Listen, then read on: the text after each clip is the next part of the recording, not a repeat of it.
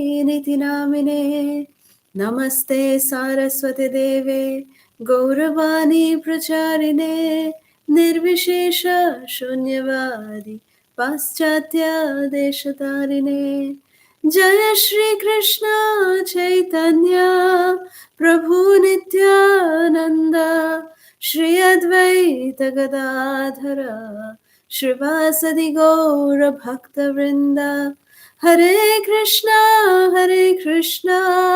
Krishna Krishna, Hare Hare, Hare Rama, Rama Rama, Hare Hare. So today we will do the conclusion of Sri Jagannathashtakam. We will read the last verse, the 8th verse of Sri Jagannathashtakam today. And this Jagannathashtakam, as we all know, has been written by Sri Adi Shankaracharya. And beautiful 8 verses that we will be concluding in today's session. So here's the last verse of Sri Jagannathashtakam. Haratvam samsaradru tatataram saram surapate Haratvam papanam vitatim aparam yadavapate Aho dinanatheni hitacharano nishchitam idam Jagannatha Swami Nayana Pathagami Bhavato me. Translation: O Lord of the demigods, please quickly remove this useless material existence I am undergoing. O Lord of the Yadus, please destroy this vast, shoreless ocean of sins. Alas, this is certain Lord Jagannath bestows his lotus feet upon those who feel themselves fallen and have no other shelter in this world but him. May that Jagannath Swami be the object of my vision.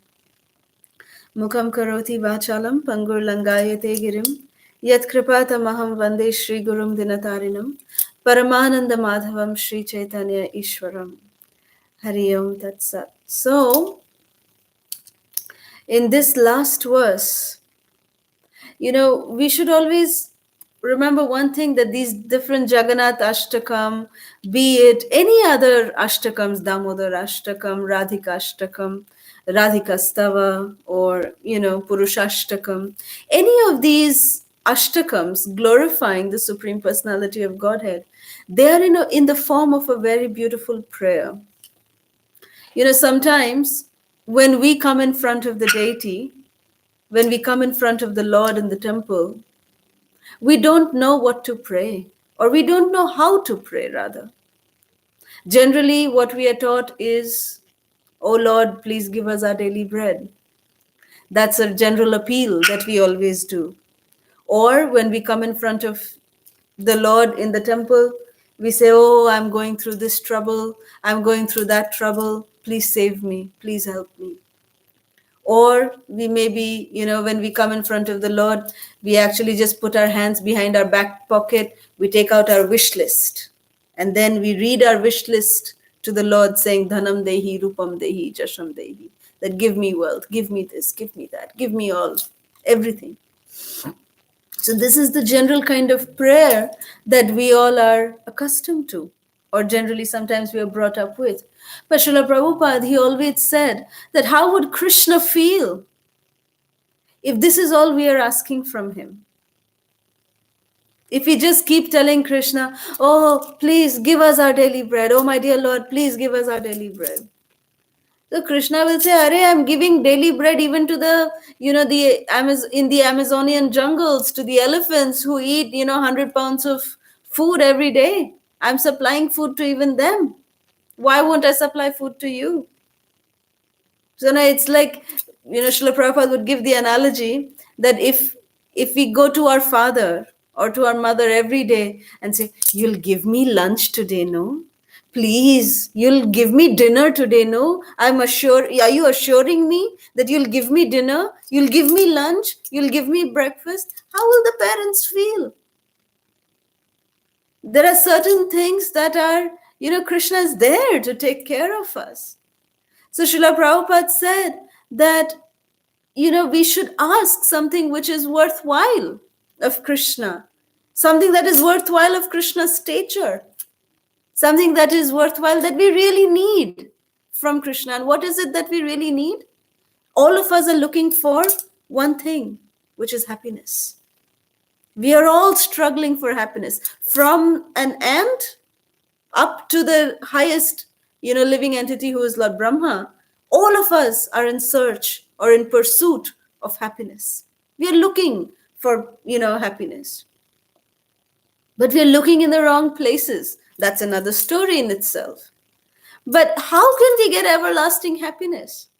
How can we pray in such a way that it is pleasing to Krishna and it is completely pleasing and satisfying to us? And at the same time, making us happy also.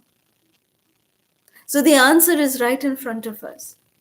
Simply by, the acharyas have actually spoon-fed us. They have said that, they know that we have such a, poor fund of intelligence. We've got such a poor fund of knowledge. So they have given us these beautiful ashtakams, these beautiful bhajans, these beautiful stotras, that just by repeating them, we are attracting the mercy of Krishna. We are getting the mood with which we should actually approach the Lord. With so much humility, with, just by repeating these statements, even though we are not feeling genuinely humble, someday or the other we will develop genuine humility. That is the hope. That is our only source of survival, actually. Otherwise, there's no hope. We just don't have any hope. So similarly, when we repeat these beautiful, verses that have been given by our acharyas, it is making us feel humble in front of the Lord. Like this last verse, that please quickly remove this useless material existence I am undergoing. Haratvam samsara drutatara masaram surapate. O Lord of the demigods, you are Surapate. You are the master or the Lord of all the suras, of all the devatas. So my dear Lord Jagannath, your position is something that is uncompromising. You have got the absolute, sovereignty. So I'm appealing to that position of yours. And you have the only potency. You're the only one with that potency who can remove me, and not just remove me in your own sweet time. I want you to remove me quickly. Quickly remove me from this useless material existence that I'm undergoing. Hey Yadava, hey Krishna, please destroy this vast, shoreless ocean of sins. Why shoreless? Because our sins have no end. Because every moment we've not only committed so many sins in our past, and we are continuing to commit sins even now. So there is no end to the kind of sinful activities that we are performing at every moment of our life. So therefore, it is said that it's an ocean of sinful activities that we are recurring, and there's no shore to it. There's no limit. There is no boundary in it. It is just vast ocean, oceans and oceans, just water everywhere, just sins everywhere. That is our condition. Alas, Lord Jagannath, it is certain that he bestows his lotus feet upon those who feel themselves fallen and have no shelter in this world but him. So when we really feel that genuine humility, sometimes we may not feel that genuine humility. This was a point that we were discussing in our last session, that how How do we know that whether we are acting enthusiastically, like Srila Prabhupada said, that if you are not feeling enthusiastic, then act enthusiastic. If you are not being, not feeling like being humble, at least act like being humble. Then the question asked was, then isn't that duplicity? Isn't that cheating? Well, it depends on the consciousness that we are doing with. Are we wanting to be humble so that others will glorify me and say, oh, look, this person is so humble. This person is so, he's like, it just melts in the ground. Such a great person this is. If we want people to glorify us, if that is our, motivation to act humbly, then we will not go anywhere. We will never develop genuine humility. But if our acting humble is for the purpose to attract Krishna's mercy, is for the purpose to say to Krishna that, Krishna, I genuinely don't feel humble right now, but I know that this humility alone will please you. That you are pleased with the sincere efforts that I will put in. So I'm sincerely wanting to attract your mercy, Krishna. So please allow me to be humble. Just like when we pick up our japa mala every day in the morning, it's not that we are thinking that, yes, today I'm going to chant and therefore I'm picking up my beads and I'm starting to chant. It's not that easy. We have to be allowed to chant the holy names. And by the mercy of Krishna, when Krishna is pleased by our sincere efforts in devotional service, then Krishna allows us, he awards us the opportunity to chant. Otherwise, the bead bag will be hanging in our door knob for eternity, and we will not even have the urge to even touch our bead bag. Please mute the phone. Hare Krishna.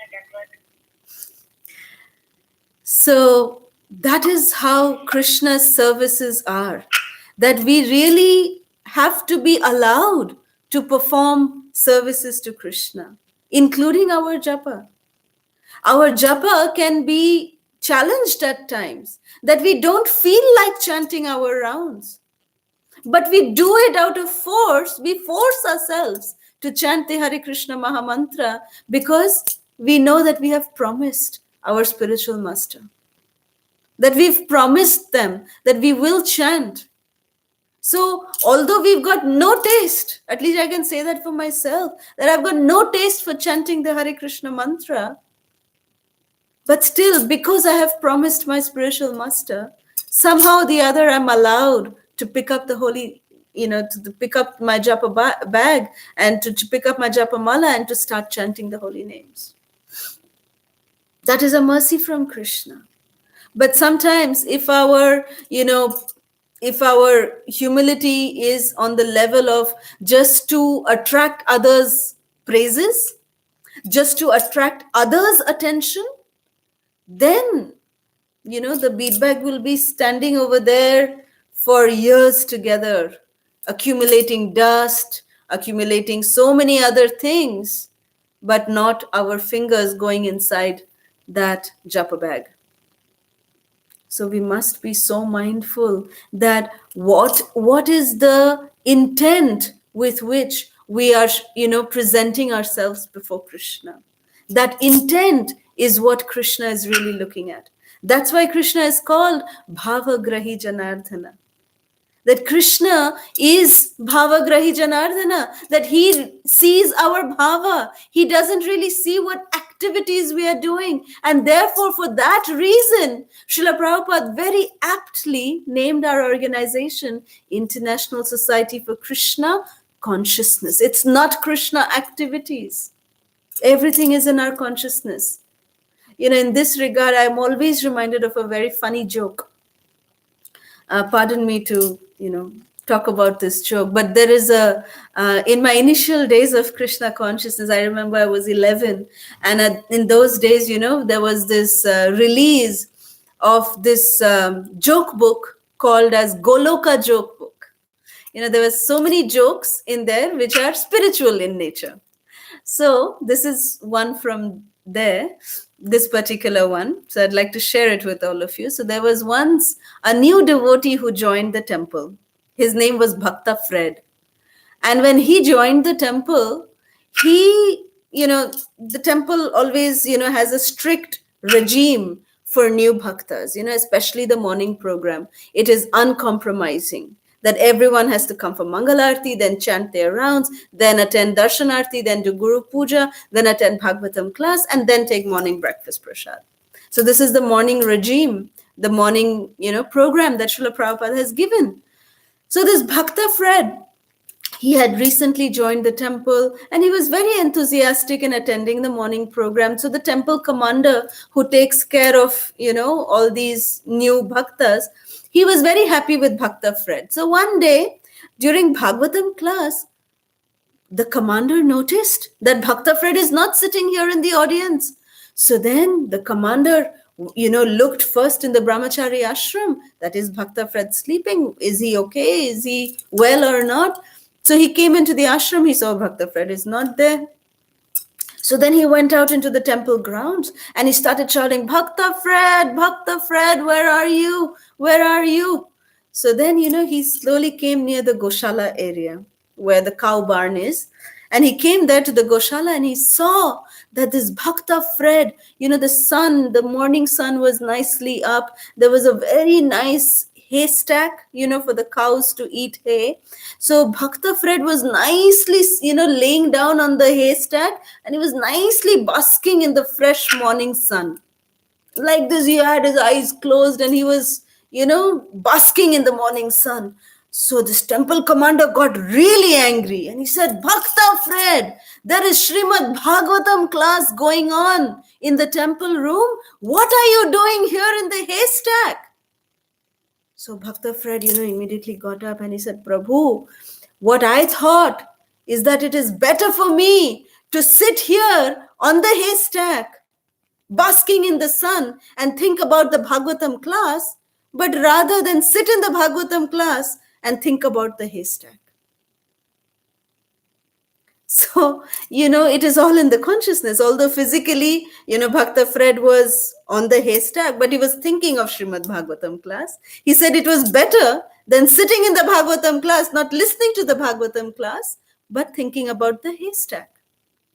So it's a very crude joke, but again, it goes to explain that what is the importance of really having our consciousness clear when we are doing particular services.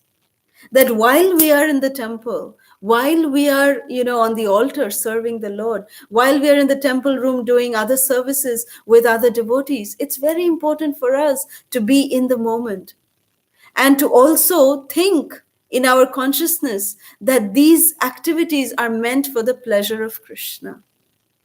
That Krishna is Bhavagrahi Janardana. That Krishna is seeing how we are responding to each and every situation that, is presented in front of us. Krishna is a witness. He's Sakshi to all of this. And therefore, when we are having, even if we don't feel humble, if we are coming and presenting ourselves in front of Krishna, saying that, Krishna, I don't feel humble, but still I know that I have no other hope other than your mercy. I know my fallen condition, and my only hope is your mercy, Krishna. Please allow me to be a servant of the servant of the servant, and in that mood render service to you, which will be pleasing to you. This is the way a sadhaka presents oneself in front of the deity. And when they do that, then Krishna, being Bhavagrahi Janardana, immediately recognizes that mood and gives complete mercy to that particular sadhaka. Only a grateful heart can be the true recipient of Krishna's mercy. So we need to understand that how just not what is gratitude, but also how to develop the attitude of gratitude. Of course, the attitude of gratitude is developed by associating with such devotees who have attitude of gratitude. If we can associate with someone who is having and who is, buzzing, with this special quality of gratitude, if we associate with such devotees, we'll automatically get infected and invested with such qualities. That is the beauty of Krishna consciousness. And it is said that a Vaishnava, they are, because we keep chanting the Hare Krishna Mahamantra. And when we chant the Hare Krishna Mahamantra, we actually are doing this for Cheto Darpana Marjanam, right? We are doing this for cleansing the mirror of our mind. The mirror of our mind has so much dust accumulated from lifetimes and lifetimes that we cannot even see the pure vision of the spirit soul. The image, the reflection of the spirit soul is not visible to us. Therefore, we are misidentifying with this gross body. We are misidentifying ourselves. This is not who we are. This body is not who we are. We are actually, Satchid Ananda. We have the same form as Krishna in quality, but of course not in the same quantity. We are Achintya Bheda Bheda. We are simultaneously one and different from Krishna. So we do have the qualities of Sat, Chit and Ananda in us, but we are not able to see. We are right now seeing Asat, Achit and Nirananda body. A body which is, Asat, which is temporary, which is Achit, which is not conscious, and Nirananda, which is miserable body. That is what we are seeing right now. They're seeing completely opposite of who we actually are.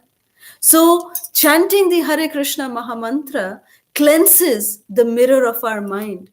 And slowly, slowly the dust starts going away. And when that dust starts going away, sometimes we get a glimpse of how Satchitananda, our eternal form, looks like. That is the moments of the aha moments that we experience during japa, the aha moments that we experience during, kirtan, maybe when we are in, kirtan with all the devotees. So in this way, when we are in, we do experience certain glimpses of the aha moment, certain glimpses of our original self. But the purpose is so that we can live in that original self forever. How we can stay high forever. How we can see our actual image all the time when we look into the mirror of our minds. And that will come only by the potency of our japa, the potency of our chanting. So when we keep doing our sadhana, our practices like this again and again and again, then Krishna, he slowly, slowly purifies us. Slowly, slowly purifies us. And that purification will happen. Their speed will be in tandem with the determination that we have. So once we are developing that attitude of gratitude with, the association of the devotees by the mercy of Krishna, then we are on that platform of Brahma Bhuta Prasannatma. Otherwise, we are just bhutas, we are just ghosts, trying to be illusioned by some, crazy sense of happiness. But to be on the position of Brahma Bhuta Prasannatma, then we really need to develop such devotional qualities. And such devotional qualities come very naturally when we recite such beautiful stotras in the association, the loving association of devotees, when we recite such beautiful stotras for the pleasure of the Lord, when we are sitting and discussing Krishna Katha, Mat Chitta Madgata Prana, Bodhayanta Parasparam, Kathayantascha Mam Nityam, Tushyanti cha Ramanti cha. Krishna says in Bhagavad Gita that when we discuss about Krishna in this way, then that's when we get Tushyanti cha Raman. So we are completely satisfied and in bliss when we are discussing about Krishna in the loving association of the devotees. So here, I'd like to share a few sweet pastimes of Lord Jagannath. Um, Actually, before we go into the sweet pastimes of Lord Jagannath, we'll just read the Falastuti of Jagannathashtakam, that what happens if we recite this Jagannathashtakam with love and devotion for the pleasure of Lord Jagannath. What is the result of that? So it says, Jagannathashtakam punyam ya pathet preta shuchi sarva papa vishuddhatma vishnu lokam sagachati. The self-retrained, virtuous soul who recites these 8 verses glorifying Lord Jagannath becomes cleansed of all sins and duly proceeds to Lord Vishnu's abode. Jai Jagannath Swami ki jai. So we will just conclude with a few nectarian sweet pastimes of Lord Jagannath. I'll share 2 pastimes. These 2 are very, very dear to me. One is from Jagannath Puri, our Jagannath Baladev and Subhadra in Jagannath Puri in Nilachal Dham. And the other one will be from Rajapur Dham, from Sri Mayapur Dham, Jagannath Baladev Subhadra. So the first one from Nilachal Dham is one day in the king's garden. From the king's garden, the king had, beautiful mango orchids, orchards and orchards of mango trees, were there with the king. And these mangoes were the best in the world. It is said that Bengal and Orissa, they have like the best of mangoes. Beautiful, beautiful varieties of mangoes are there, So in this king's palace, in the king's garden, in the summertime, when it is the mango season, it was, Lord Jagannath and Balabhadra, both of them especially, they were expecting, oh, today, now it is summertime, mangoes will come. But the mangoes were not coming from the king's garden. Somehow there was a delay. So one day, Balabhadra told Jagannath that, it's been so many days, it is time for us to get our mango offering, and somehow the other, these people are not bringing us our, seasonal mangoes. So tonight, Jagannath, be ready. As soon as the pandas, they put us to sleep after the last arti and everything, then we will go. So Jagannath said, okay, thou, we'll definitely go. Jagannath cannot say no to, Balabhadra. So the last darshan of Jagannath Baladev and Subhadra and Jagannath Puri, of course, in Jagannath Puri, there's one thing that we need to know, that nothing happens according to time. There's no fixed time that the Lord wakes up, no fixed time that the Lord eats, no fixed time that the Lord goes to sleep also. Actually, this is the only temple in the entire world that does not close during the day. Lord Jagannath does not sleep during the day. He is open. If he starts opening his altar at 6 o'clock in the morning, say for example, then he is open throughout the entire day, throughout the entire evening, throughout the, till around 11:30, 12 in the night. Sometimes goes to 12:30, 1 o'clock also in the night. Because what happens is, Jagannath's schedule keeps changing based on the number of offerings that he eats. So say, for example, if he's eating something now, after eating that, one offering went to Lord Jagannath. After he finishes eating, then the Lord washes his mouth, he rinses his hands, and then he has a dress change. So dress is changed, and then by the time, so his hands don't dry out. So by that time his dress is changed, it's time for the next offering. Now what happens is, the delay sometimes happens is because when the bhoga is, say, for example, going from the kitchen and coming to the temple, if somehow there is some kind of a impurity that happens in the process, then the entire offering is discarded. They cook again, so the offering process again gets delayed. So like this, and the pandas, they don't really have any problem with that. If the offering goes, becomes impure, then they'll just offer some fruits, they'll offer sweets to Jagannath that time, then they'll change his dress again, then again the big maha offering comes, and then again there is change of dress, then again big maha offering comes. So after he eats, he washes his hands, again change of dress, again like this. So this is what Jagannath does whole day. He just eats and changes his dress, eats, changes his dress. So that's what he does the entire day. And sometimes he feels like dressing up in a opulent way. So then Jagannath, it'll take time because he gets dressed in front of the whole world. They don't close the doors. Even when Jagannath eats, they don't close the door. So Jagannath's doors are never closed throughout the day. They might close just for a brief moment, maybe, just to do something on the altar.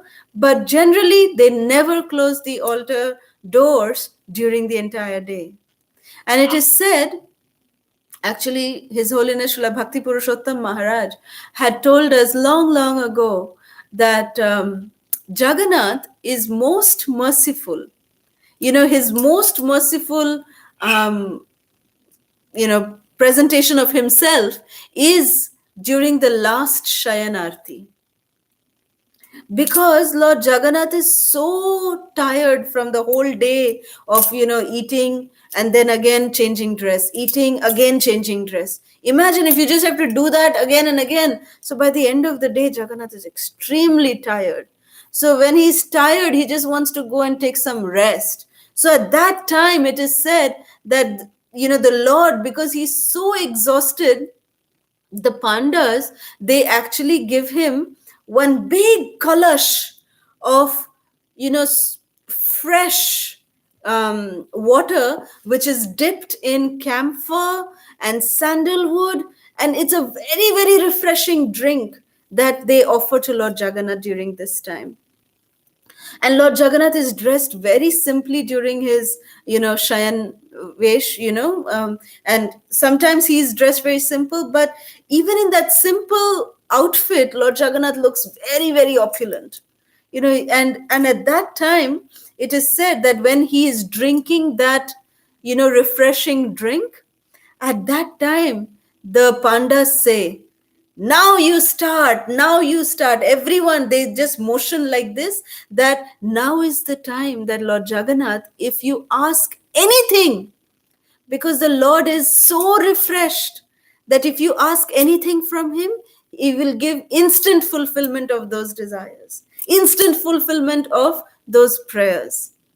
So we always make sure whenever we go to Jagannath Puri, we always make sure that we, at least for one day, we go and take darshan of Lord Jagannath during the Shayanarti. It's very, very beautiful. And they actually don't do an arti. They just offer this, camphor and sandalwood water to Lord Jagannath.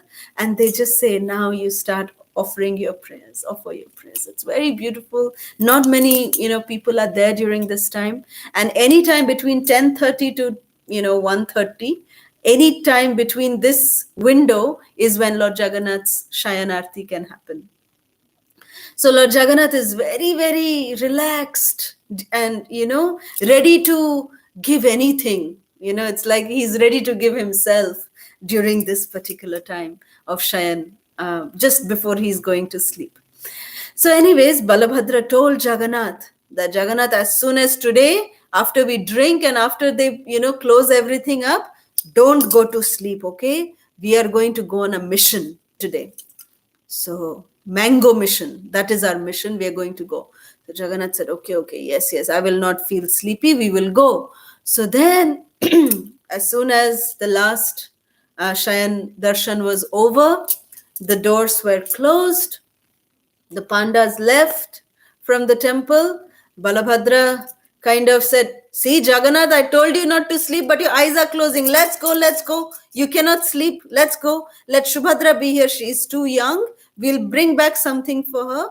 But Shubhadra, you stay here. You're a girl. You should not come. So you stay here. We both will go." So Jagannath and Baladev, they left the temple and they went straight to the king's orchard. They went to the king's garden where it was full of these mango trees. And the mangoes, if you've ever been to a mango grove, where, when the mangoes are ripe, it smells intoxicating. It's, ripe mangoes, when they are laden, on the trees, the smell is so intoxicating that, the bees and, the parrots and, they get attracted to that. And it's a very, very pleasing kind of an atmosphere that is created in the mango grove during the season time of the mangoes. So Balabhadra and Jagannath, they came inside, the mango tree, and then the mango garden, the mango grove, and then, they came below one tree. And then Baladev said, "Okay, Jagannath, you are young. I am big. I am your elder brother. So I will climb up the tree and you stay here. You take out your chadar, the chadar that you are wearing, you lay it out like this. Yeah. And I will keep dropping the mangoes. You collect them in your chadar. Don't let any mango fall on the ground. Okay. So collect them all in your chadar. Then I will come down. Then we'll eat nicely. And we'll take some for Shubhadra also. So collect them. Don't let any mango fall on the ground." Jagannath said, "Yes, yes, done." You climbed. So then Balabhadra started climbing. And we all know Balabhadra doesn't have legs. So the way he was climbing the tree is he was hopping, jumping like this. Tung, tung. He was going up like that, So he climbed to the top branch and he took the mango and he smelled the mango. It was so nice, so tasty. And then he said, "Jagannath, ready?" And then Jagannath was standing like this with his chadar. And then, dop, the mango fell. And then Jagannath saw such a nice, captivating mango, so big, so ripe, so delicious, so tasty it looks. So how would it taste? Jagannath, Jagannath then shouted out from below that he said, "Balabhadra, you eat one up there. I'll eat the one here. I can't wait anymore." And Baladev said, yeah, that's what we'll do. So the second mango Baladev plucked and he started eating it. And then Jagannath started eating that mango. So mango pulp was, all over their face. Balabhadra's white lotus face had become with spots of yellow, orangish yellow, because of all the mango pulp, like this they were eating. And, Jagannath's black lotus face, he had got mangoes all over. Nicely they were eating. So Balabhadra kept dropping. Okay, Jagannath was saying, "Next, next, next, keep coming." And then Jagannath was nicely catching all the mangoes. And then they were nicely eating them. So then Baladev, after some time, he dropped enough mangoes. And then Jagannath, after some time, what happened is he got so busy eating that, he didn't notice that he forgot to catch the mangoes. And some of the mangoes started falling on the ground and making noise. So when mangoes fall on the ground and making noise, then the security, the king's guard, he got alert. He woke up from his slumber. He was half asleep, but he woke up and he said, "Who's there? Who's there? Who's there?" And then Jagannath got scared. He said, "Balabhadra, come down, come down. The security guard is coming. Come down." And then, when they came down, but the security was shouting and coming, "Who's there? Who's the thief who has come to the king's garden?" So then Balabhadra and Jagannath, Balabhadra, toin, toin, toin, toin, toin, he came down because he, that's how he was going to come down without any, Jagannath, Baladev doesn't have legs. So he was just, toing, toing, like that he was climbing down. He came down and then both of them, they just, made like a bundle with all the mangoes and Jagannath put it behind on his shoulder, and both of them started running. But how is they running? Without legs, no? So they were actually jumping and going away. So they were going toing, toing, toing. That's how they were running.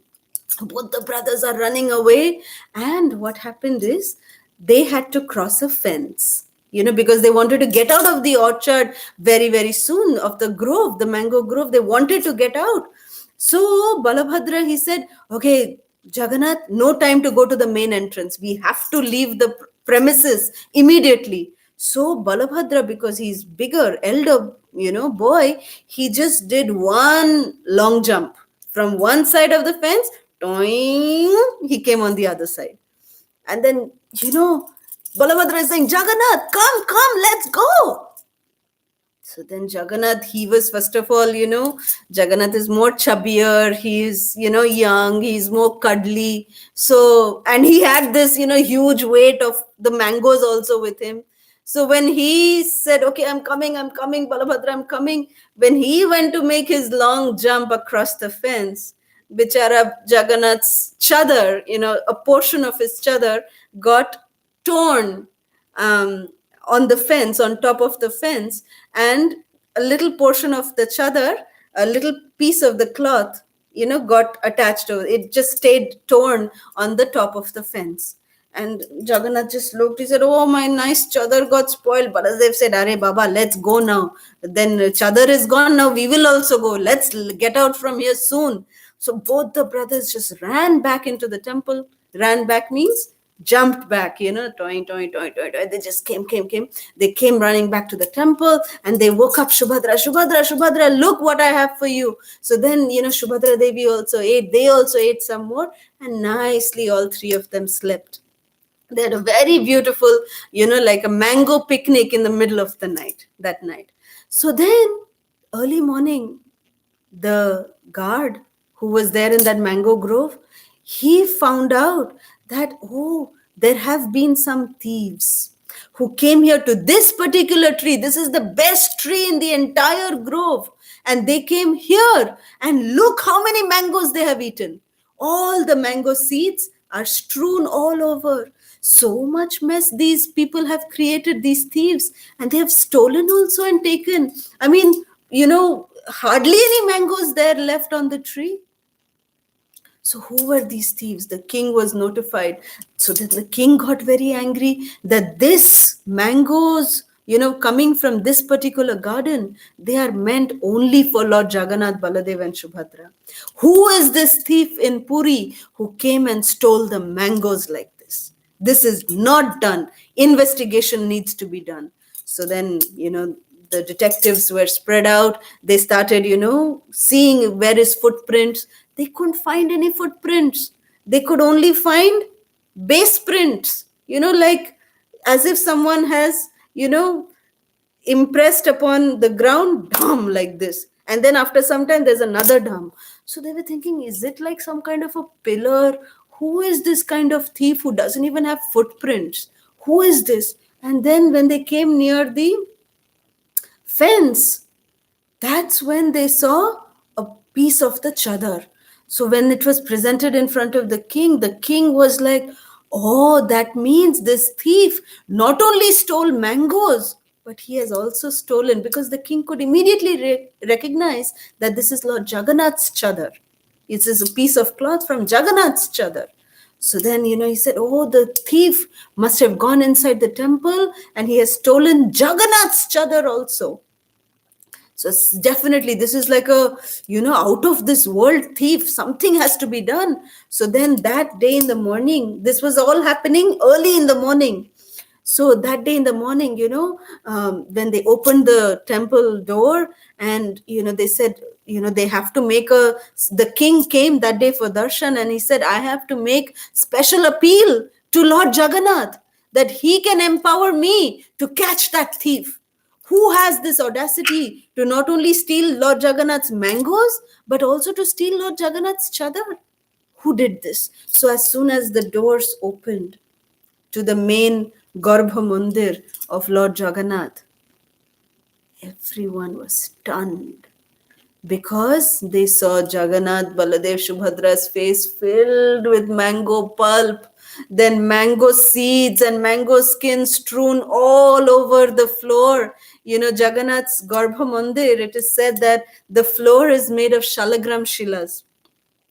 So, that black floor was completely strewn with, mango seeds and mango skin, and Jagannath, Baladev, Subhadra's faces all around their mouth was filled with mango pulp, and Jagannath's chadar was torn.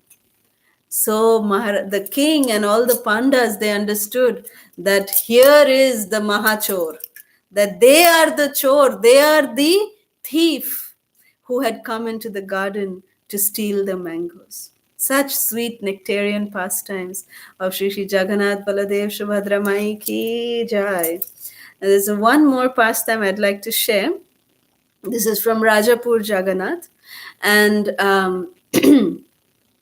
Rajapur, of course, I did share the pastime of their eating jackfruit, which is very similar to, Puri's eating of, Puri Jagannath's eating of mangoes. So Mayapur Jagannath, they went and ate jackfruit, ripe jackfruit. But this was another time when one time what happened is that the pujari, when the worship of Jagannath, Baladev and Subhadra in Rajapur had just been handed over to ISKCON. This is in the early 80s when the worship was handed over.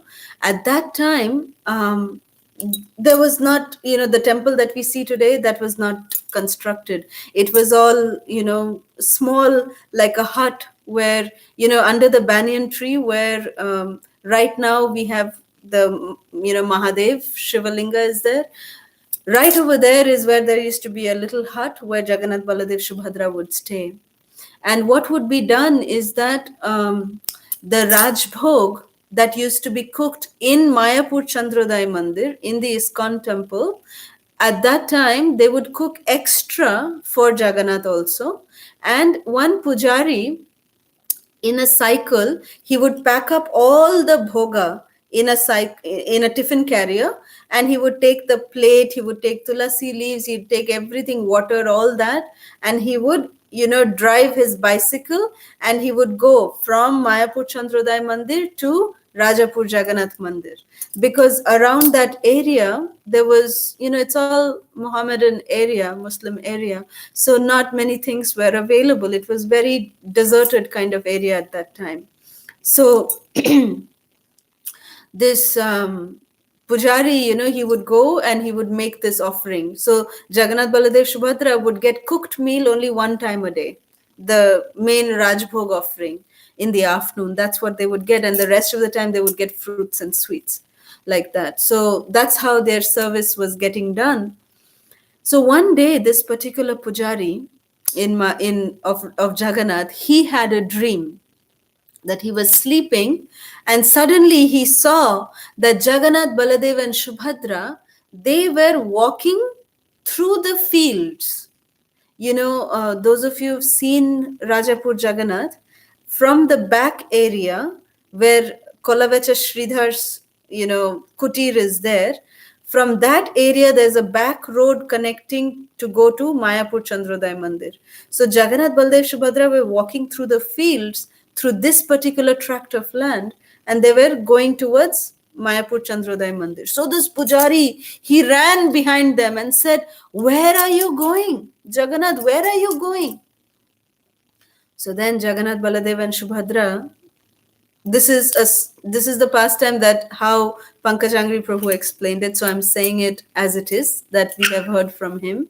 So he said that, Jagannath said that we are very, very unhappy that whatever Radha Madhav are eating, they are eating, what they're eating in the afternoon, only that we are getting here. But they are getting to eat so much more, and we are eating only fruits and sweets the rest of the time. So we are very unhappy over here. We are going there to Mayapur Chandrodaya Mandir, and we are going to Jayapataka Maharaj to go and complain to him that why we are also not getting proper bhoga. We are going and complaining over there. We are going there to complain to him. So then this pujari begged at Jagannath's lotus feet and said, please, please, Jagannath, don't do this. You don't go there. You come back here, and I promise we will make sure that, your demands will be fulfilled. I'll take your complaint to Jayapataka Maharaj. So then the very next day, the pujari came and told Jayapataka Maharaj that this is the kind of dream that he had. And immediately, Srila Jayapataka Maharaj actually made arrangements of a kitchen and, facility where fresh bhoga was made, like chappan bhoga from that very day started getting offered to Lord Jagannath, Baladev, and Subhadra. So it is said, that when we go to Vrindavan, we worship the Supreme Personality of Godhead. And in Vrindavan, we worship the Lord by doing parikrama, by, reciting so many different stotras, by doing so many different kinds of sadhana and so many different other kinds of processes of devotional service. We please Krishna in Vrindavan. In Mayapur, it is as simple as to please Lord Gauranga Mahaprabhu is very simple. That Mahaprabhu, if you just go and lie down in Mayapur, if you just go and sleep in Mayapur, Gauranga Mahaprabhu thinks that we are offering obeisances. So that is Audarya Dham. But the way to serve Lord Jagannath in Jagannath Puri is that we should honor their Mahaprasad. So if we just, honor Mahaprasad of Lord Jagannath, because Lord Jagannath is an eater, he loves to eat. So if we can, just go to Jagannath Puri, we should serve the Supreme Lord Jagannath there by eating and honoring their Mahaprasad. That is the way that we can please Lord Jagannath, by honoring the Mahaprasad. So that is why Lord Jagannath, for him to eat is, he always makes arrangements around his eating, It's very, very sweet, very nectarian. And so today we'll end here this Sri Jagannathashtakam. Shri Shri Jagannath Baladev Subhadra Devi ki jai. Srila Prabhupada ki jai. ISKCON Vartaman Guru Vrinda ki jai. Jai Nitai Gaur Sitanath Premanande. Hari Hari Bol. If there's any questions, comments, or reflections, we can take that now. Thank you very much. Hare Krishna.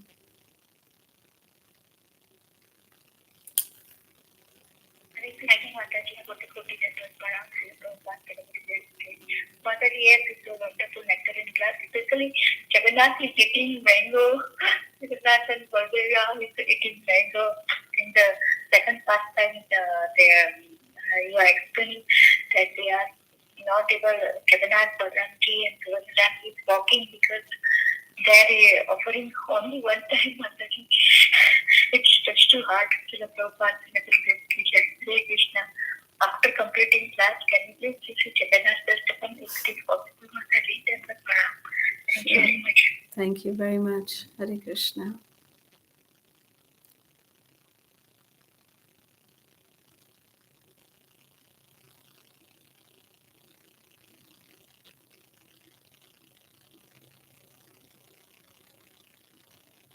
Does anyone else have any questions or requests or reflections? Hare Krishna, Mataji. Yeah, there was very amusing stories. I had a question because I recently saw a picture of Lord Jagannath deity, and I can't say for sure which temple it is, but from the context, I gathered that it might be the Chicago temple. But anyway, the point is that this deity of Jagannath has his physical form, with the exception that he has toes and fingers.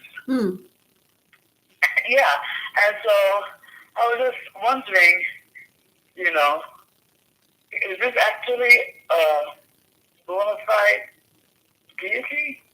Well, even in Jagannath Puri, on one of the days of the Rath Yatra, actually, the day that Lord Jagannath wears the Shonavesh. Shonavesh means the golden Vesha, where he wears so much jewelry.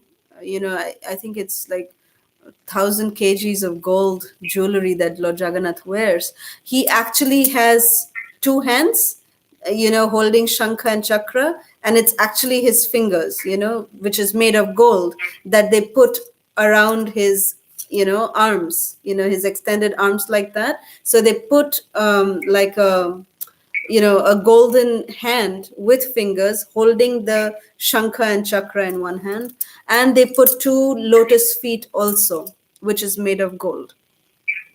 So this is bona fide as not as a regular feature, but just as a particular kind of darshan, a specific kind of a darshan that Lord Jagannath gives during the Rath Yatra time, and also during the 21 days of Chandan Yatra, when the Chandan Yatra goes on, when it starts on Akshaya Tritiya day, and for 21 days Lord Jagannath dresses in different avatars, in different leelas, that he manifests. So he dresses one day as Kaliya, Kaliya Krishna. That there's a Kaliya snake that is put near Jagannath, and he's dressed as Krishna that day. So there are different veshas that is done on Lord Jagannath, which is specific to a particular occasion, specific to a particular festival. So, but not as a regular feature. So that's what I can say. And you said, where is this done? Hmm? You said, where is this done? In Well, what place?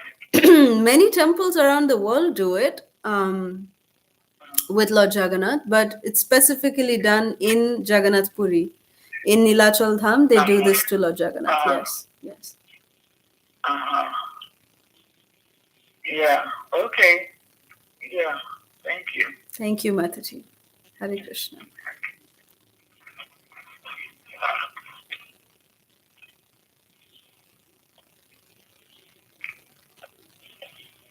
Any more questions?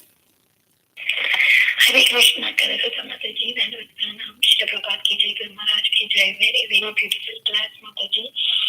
Today I'm in Dallas and I'm going to go to Rath Yatra. With your class, I'm in so more of, more joyous mood to go to Rath Yatra. Thank you so much for the beautiful class, Mataji. And the past tense you narrate, and with your expressions that you give online, so beautiful, Mataji. I could see in front of my eyes. Thank you so much. Hare Krishna. Thank you. Thank you very much. You are very fortunate to go to, Rath Yatra in Dallas of Lord Jagannath. It is said that, when we are on our deathbed, our entire life, goes in front of our eyes like a camera reel, it goes in front of our eyes. But that moment, if any moment in our life, if we have ever pulled the Ratha of Lord Jagannath, the chariot of Lord Jagannath, then that moment, when we come to that moment of our life, then that reel of our life, there is a pause button. And whilst, on our deathbed, we get to see the sweet smiling face of Lord Jagannath. So that is the mercy of Lord Jagannath that Jagannath gives, for those who pull the Rath Yatra cart very lovingly, and Lord Jagannath gives them darshan. So please, when you pull the chariot today, please remember all of us and pray for all of us to Lord Jagannath. Sure, Mataji. Brenda was so excited to do it. She loved it. That's why we even went to the New Orleans last time in December. And she loves to go to Yatra, Mataji. She's always, I want to go. She sings always. Thank you. Thank you. So I have an online question. We are chanting for Chetodarpana Marjanam. Lord is purifying our heart, but how can we be saved? How we can save whatever extent it's purifying by Lord from again contaminating it from material world?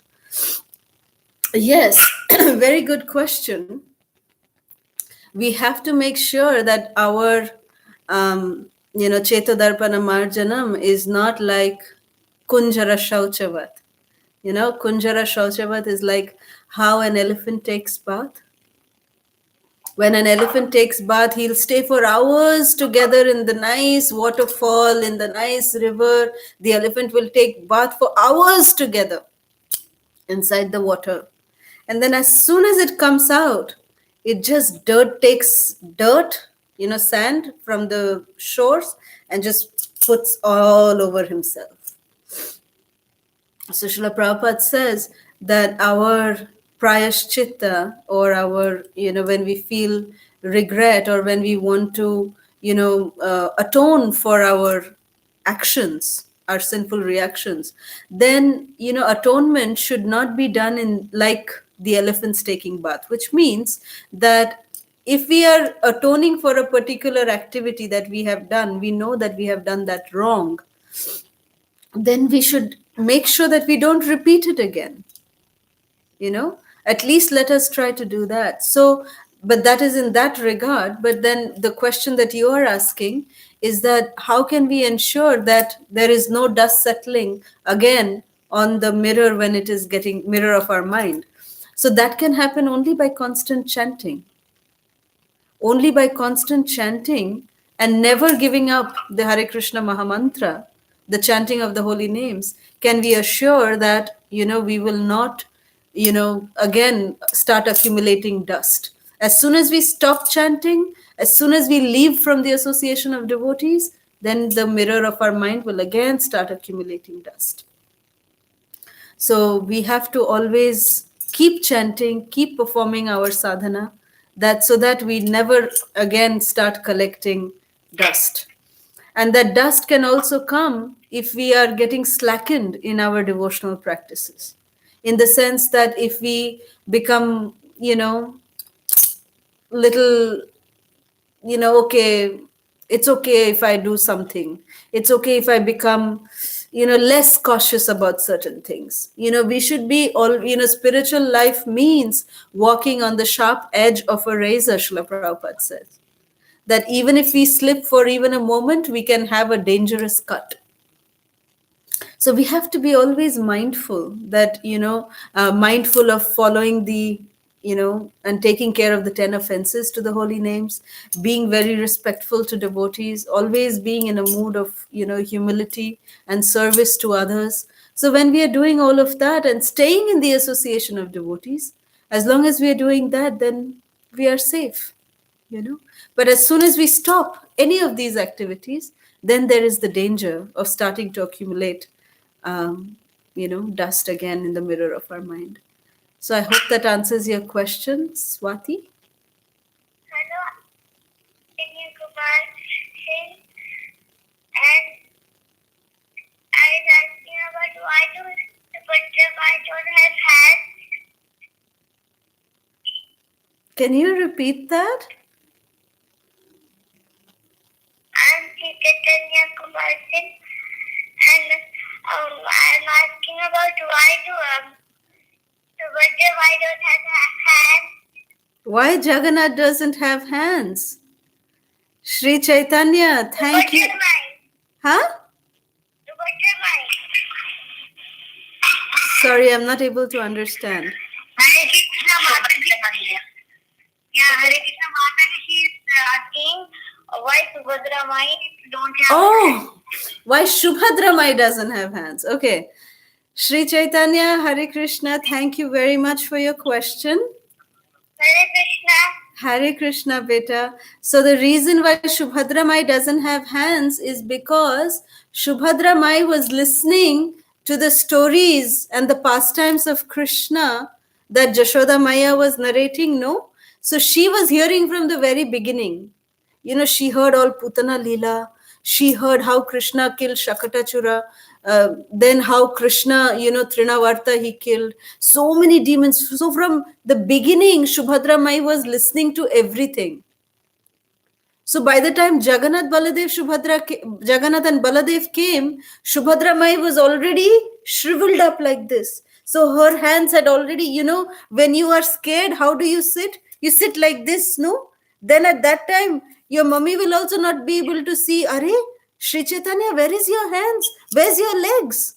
Because you are sitting like this. So your hands and legs are not seen. So Shubhadra Devi also, when she was mesmerized, she was so astonished to see and hear about, how beautiful pastimes her brothers have done. In that astonishment, she was fully shriveled up. Her hands and legs had all gone inside. That is the reason why. Okay? Okay. Does that answer your question, beta? Thank you. You're welcome, beta. Hare Krishna. Hare Krishna. Hare Bol. Any more questions?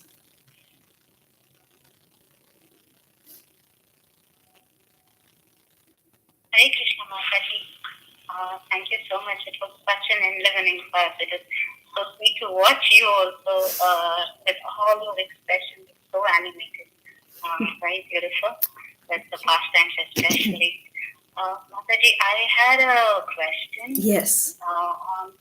So this Sri Jagannathashtakam was written by Shankaracharya. Adi Shankaracharya, yes. Yes.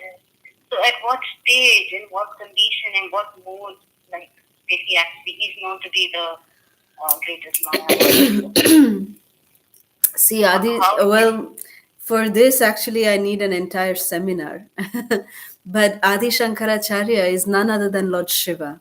He's Param Vaishnav. Adi Shankaracharya is, just to explain it to you in a very brief way, is, in the beginning of Kali Yuga, what happened is that people started becoming, very irreligious. They started, what they started doing is that based on religious, giving the example of the verdict of the Vedas, they started doing animal slaughter, but just to satisfy their tongue. They started misutilizing the interpretations of the Vedas. They started taking only half the aspects of the Vedas and not the entire aspect. So when that was happening, this was actually an entire cycle of events that happened to bring or to set the stage for the coming of Sri Chaitanya Mahaprabhu, basically. So the first in this line to, come in for this cycle was Buddha. Buddha, who is the ninth incarnation, the ninth Leela avatar of Krishna. So, but Buddha, he came, and what was his teaching? Bedna mania Buddha hoilo nastik. Buddha came and said, stop following the Vedas. That was what Buddha taught.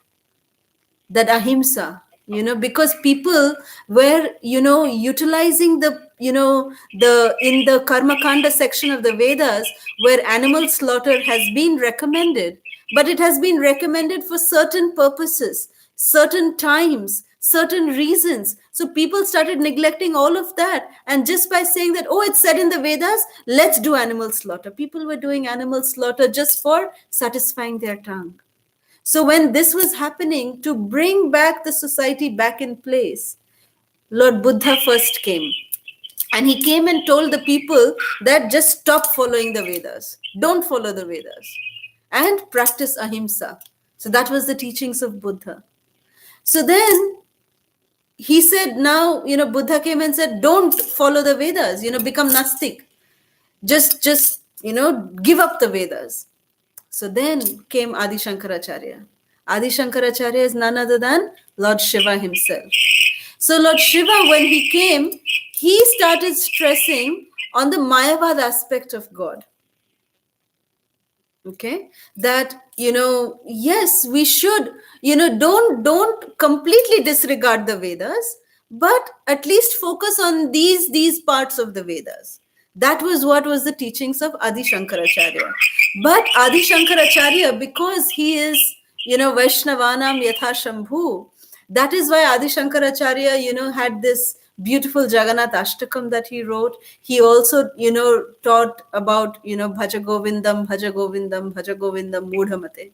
he also gave this, So Shankaracharya's teachings are like this. And then came, different other acharyas actually came, who came and said that, okay, Shankaracharya said, impersonalist and Mayavad philosophy. Now we are talking about only personal philosophy. What Shankaracharya said, don't regard that. Regard personalist side of God was starting to getting, propagated by, especially by Madhavendra Puri and all of them.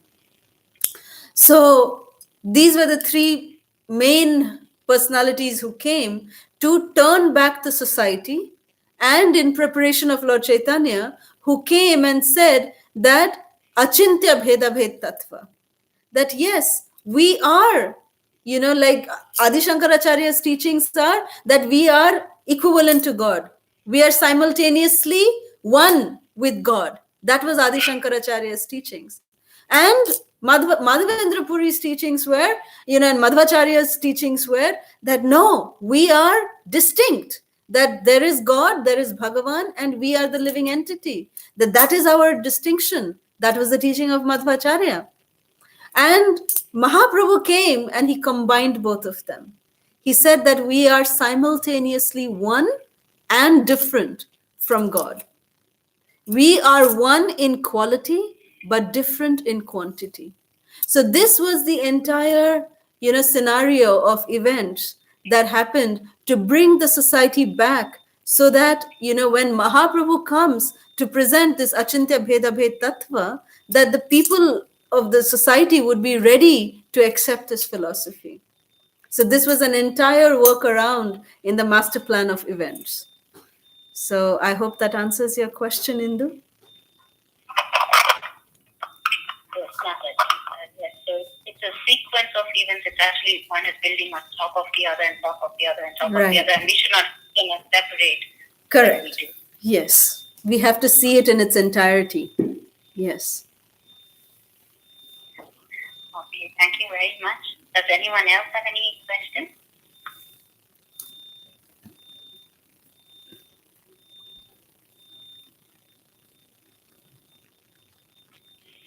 Okay. Mataji, I had a few questions, and one was very silly. Okay, and you could quickly explain this. Okay, so when Jagannath and Baladev were trying to go to the mango orchard, how did they decide that they would use this form and they would just go hopping and hopping? I mean, it's so difficult to reach the place, get on the tree. Why couldn't they just manifest in a form that, okay, it's easy for me to walk, or I can fly, or something else? Because Jagannath, they want to experience things in their own way.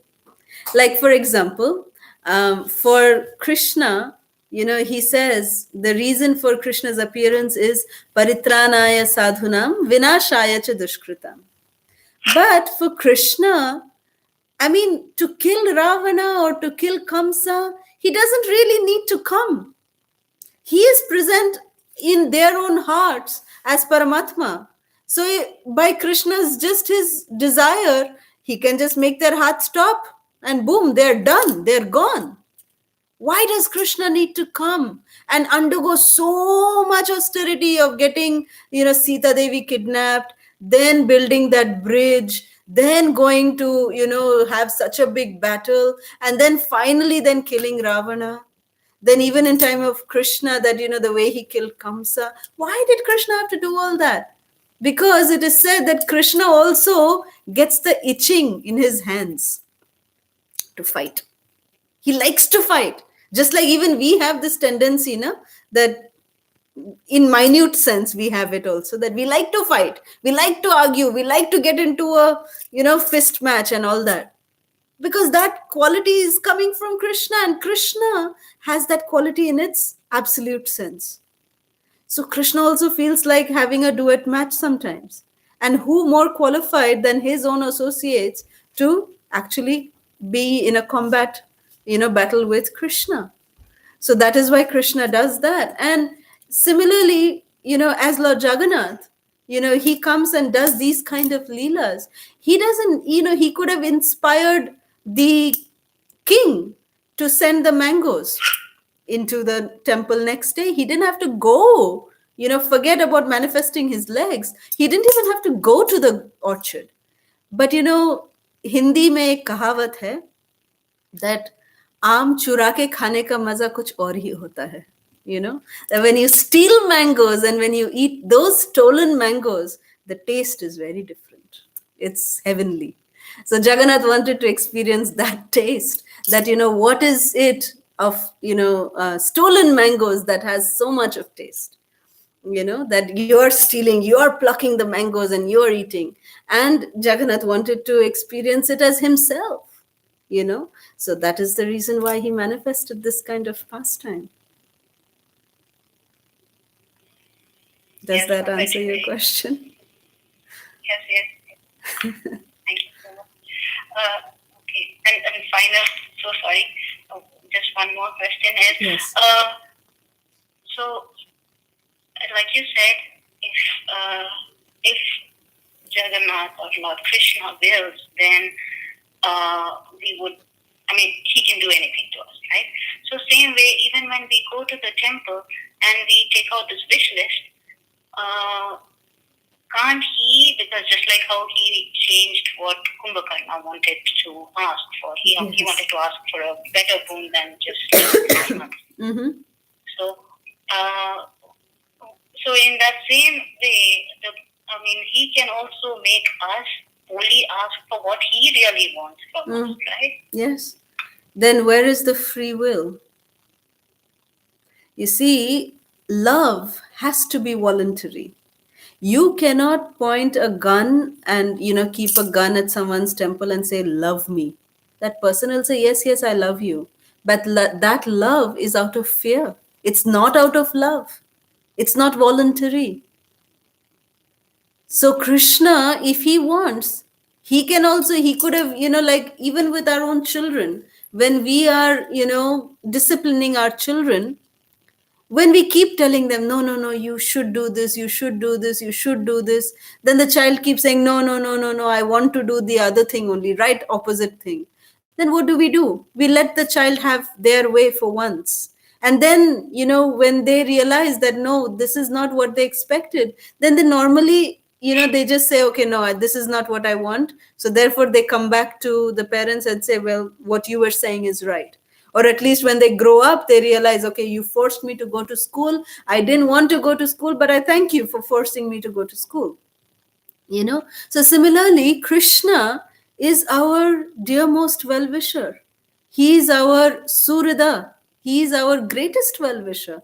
So Krishna also has tried to explain to us lovingly that no, don't go to this material world. It's a place of misery. It's a place of suffering. Don't go. You will be miserable there. But we were like, no, no, no, we want to go. We want to go. I want to go and enjoy over there. So Krishna said, fine, go. Try it out yourself. And now, when we are in this material world, we are realizing that it's not worth it at all. Krishna, I did not listen to you, but now I want to listen to you. So therefore, please take me back, O Krishna. That is voluntary. So surrender, love comes voluntary. You cannot force that. You cannot take that free will away from a person and say that you love me, because that kind of, demand will just be very short-lived, if it is not happening voluntarily. So Krishna doesn't want our love. He doesn't really, he has, like we are just 1/4 of the population who are here in this material world. Krishna is very happy with the rest of the 3/4 of the population who are with him in the spiritual world, who are serving him with so much of love and devotion. But he does miss us. He definitely misses us. And he definitely wants our love, but that love should be voluntary, cannot be forced. Does that answer your question? Yes, thank you so much, Mataji. And just wanted to make another comment that your questions are always far out. So never say that your questions are silly, because I always feel that you have very, very deep, questions, that it comes from a very deep place in your heart. because of your deep attachment to the holy name. Krishna inspires you to ask these questions. So please keep asking such questions, which will benefit everyone and definitely me. So thank you. Thank you for these. Thank you, Mataji. Hare Krishna. Hare Krishna. If there's no more questions, I just will honor Vrinda Gopika Mataji's request, if that's okay. Hare Krishna Mataji. Hare Krishna. Dhanavad Sriram, Jai Shri Prabhupada. Thank you so much. I really liked the last point you were making.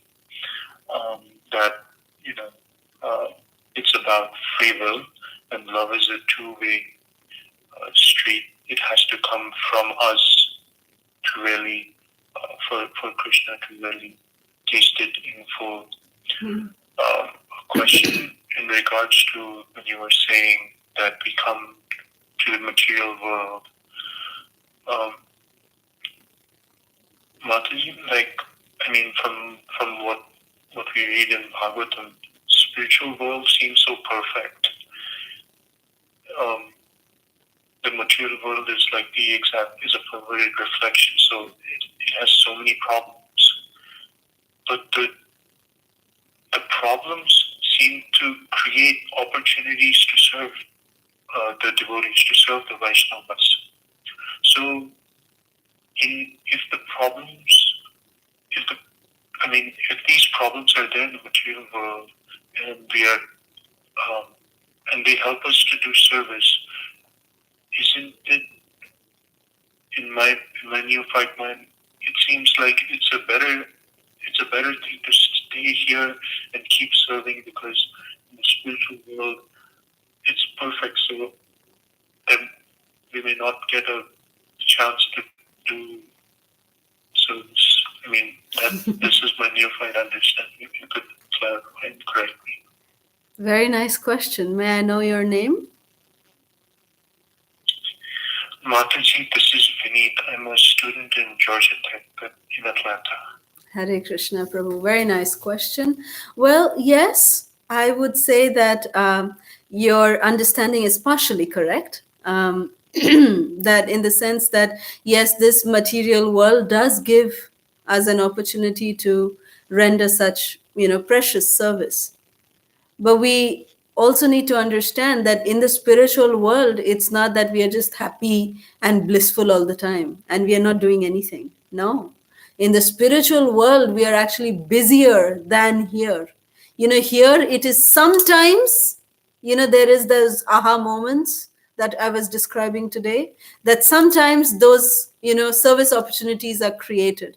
And we feel, oh, aha, it's so nice, it's so blissful to be able to do these services. And it's, these are sometimes these bubbles that come up, so these are moments of the spiritual world which are revealed. But actually, when we are in the spiritual world, every moment is such an opportunity to render service to Shri Shri Radha and Krishna. That is the beauty of the spiritual world. And that is why Srila Bhaktivinoda Thakur, or the Acharyas, our pure devotees, our Vartaman ISKCON, Guru Vrindas, we see them, they are actually Nitya Siddhas. They are, here in this world, but every moment they are, experiencing the service that they render in the spiritual world. They are not having to deal with anything mundane, although they are in this material world. That's why Srila Bhaktivinoda Thakur also says in one of his Vaishnava songs, he says that Jedino grihete bhajano dekhi grihete goloko bhai. Means the day that I come home and I see my wife, my children so beautifully engaged in the service of Krishna, that home is actually Goloka Vrindavan. But that home, to be able to stay on the level of Goloka Vrindavan, that becomes challenging in the material world. Because we have so many other distractions that go on. But in the spiritual world, it's like, that aha moment that we are experiencing sometimes here in the material world, that aha moment is there all the time. And we are rendering service to Radha and Krishna all the time in the loving association of devotees. And there is, a healthy competition. The competition is that who can serve better. It is not for bringing down the other person and, showing that, yes, I can serve better. No. In the spiritual world, the competition is that, oh, if you're able to please Krishna better, go, I'll make arrangements so that you can serve Krishna better. The element of envy is not existing in the spiritual world. It is just pure, unmotivated, unadulterated, uninterrupted, pure service to Krishna for the pleasure of Krishna. That is what is there in the spiritual world, which we get glimpses of here in this material world. So does that answer your question? Oh, yeah. Yes, Mataji. Yes. But thank you so much. Thank you. Very nice question. Very nice question. Thank you. Any more questions?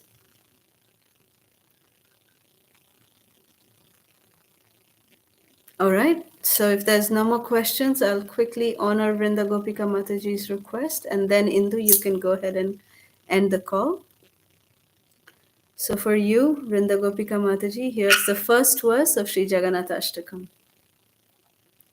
Kadachit kalinditata vipina sangita taravo Modabhiri Narivadana Kamala Swada Madhupaha Rama Shambhu Brahma Marapati Ganesha Archita Pado Jagannatha Swami Nayana Pathagami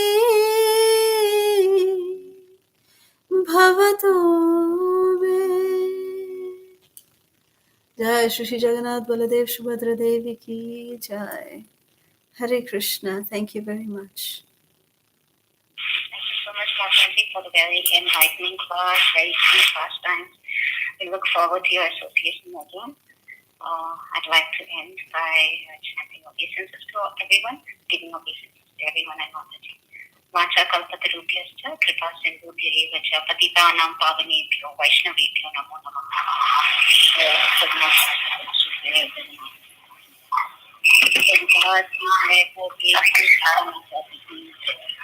Anantakoti Vaishnava Vrinda ki Jai. Thank you all so much. Hare Krishna. This session is no longer being recorded. Thank you very much.